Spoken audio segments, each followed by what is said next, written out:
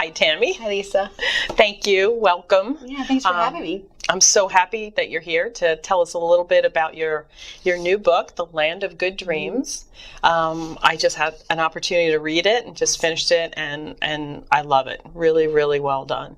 Why don't you tell us a little bit about what the inspiration was for the book?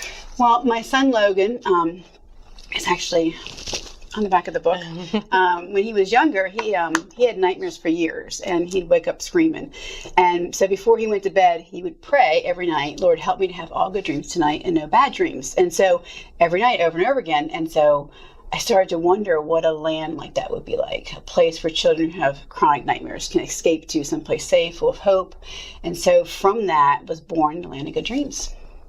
That's great. And having a daughter that also Yes. had nightmares when she was younger, what makes me love this book even more, because it's so hard sometimes to find books that are appropriate, that are not scary. And I just loved how uplifting the message was for this book, and I can't wait for her to read it as well. Awesome. Yes.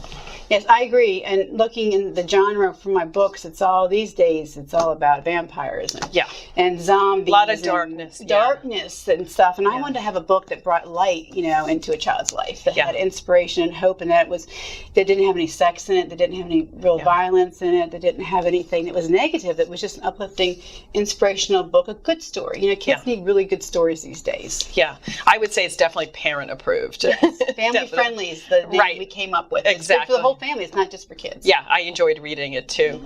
So tell me, is this the only book, or are there more to come? Tell me a little bit about that.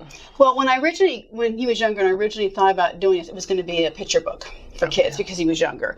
And then I realized, no, there really is a story here beyond that. So, and then when I started writing the first book, I realized it's not one book. And so I stopped writing, and I wrote the entire outline for the whole series, 7 books, because 7 is my favorite number. Okay. So I picked 7 books. So I wrote the ending. I wrote down all the character descriptions about, their background, their history, where they were going. And I wrote certain critical scenes throughout the series. So I wanted to write those scenes first to help me develop the characters better. Yeah. And then once I felt like the outline and I knew what was going to happen with the whole series, the importance of the fundamentals of the background, which was done, then I went back and I finished the first book. And it was so easy at that point. Wow. Yeah. Wow. So that's pretty cool to hear about the process of how you put it together. So what would you say is the underlying message of this book, and now that we know more to come? Well, the whole series is going to have lots of underlying messages of hope and inspiration of how to deal with stuff. But for the first book, really it's about dealing with loss and how do we go on in spite of the pain. How do we live again? Everyone wants to love, everyone wants to be loved. And the characters, Samantha and her foster parents, they want that. And we see them in the book. I'm not giving spoilers out, but we see them in the book trying to achieve that. Yeah. And I think it's really important. There's a particular scene in the book that was, really special to me. It's where Samantha realized that it was okay to feel broken inside. And I've been there. That came from my life. There's a lot of scenes in the book that came from painful experiences in my life, and I, wanted to put them in to show that it's okay. It's okay sometimes to feel that way. Feelings are normal. It's okay to recognize it's okay to feel bad sometimes, but there's goodness that comes. Yeah. I really liked how you kind of went deep into the emotional aspect of things, of what kids this age are feeling, and how parents can help and sometimes maybe not help. So I really liked the dynamic of Samantha and her foster parents, and all of them trying to become a family together.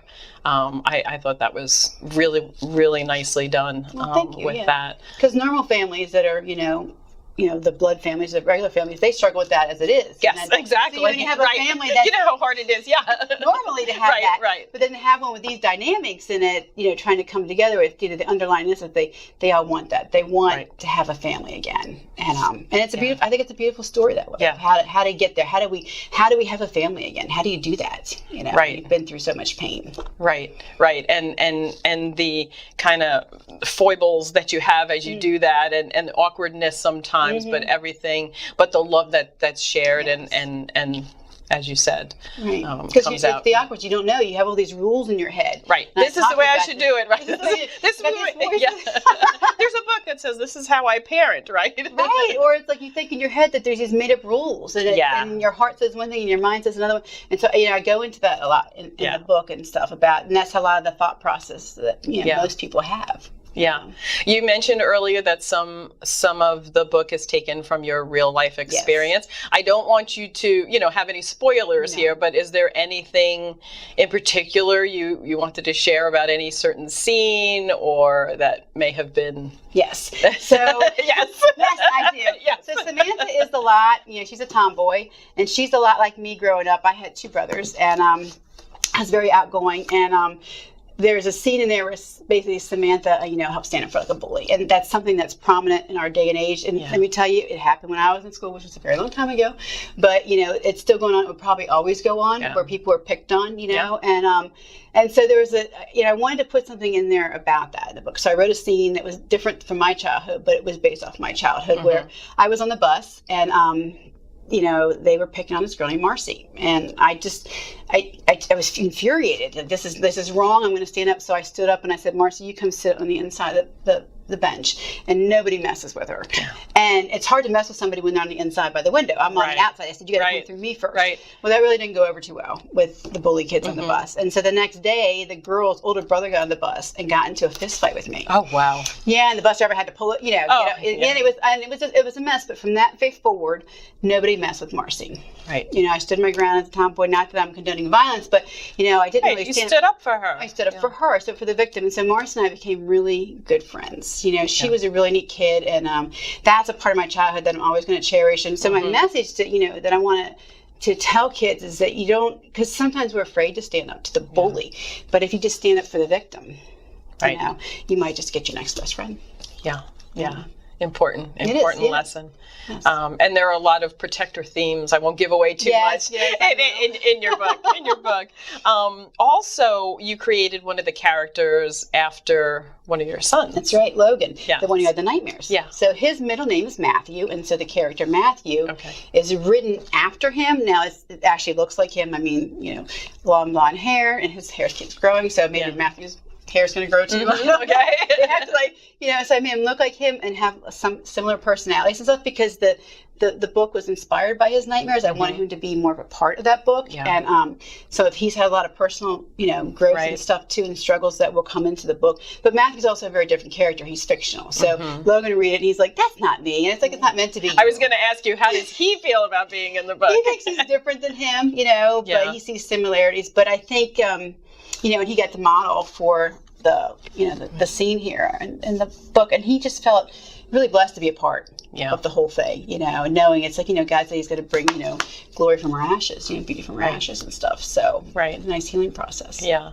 So there, how would you characterize this book? Do you think it's a Christian book? There are some scenes of the family praying. How would you characterize the book? Well, I wanted to put the Christian undertones in there because I really feel like God inspired me to write this book. There's a message that God put this on my heart, that you are to write this story. You're to tell this story. There's people who need a story like this in their lives, and it's going to move people in probably ways I can't even imagine at this point. Yes. So I wanted to honor God with that, and so there are scenes in there that they're praying through difficulties at mealtime. There's a lot of family meal times together, but it's not meant. And there's even the one scene where where Claire is exposed to praying for the first time, and how her perception of it is. But I wanted it to be something that wasn't strictly for Christians. They have enough of those. They know what that life is like. Right. But to be available for anybody, because it's hope, right? It's a book for hope for anybody. And also to give a glimpse of what it means if they're not a Christian and they're reading the book, what it is like to be a Christian. Because Christians aren't perfect. We struggle with things just like everybody else does. It's just that we talk to God about it. Yeah. Yeah. So a lot of kind of sub-layers of very important messages throughout. Is there anything else you wanted to share about the book? Where can folks go and find the book?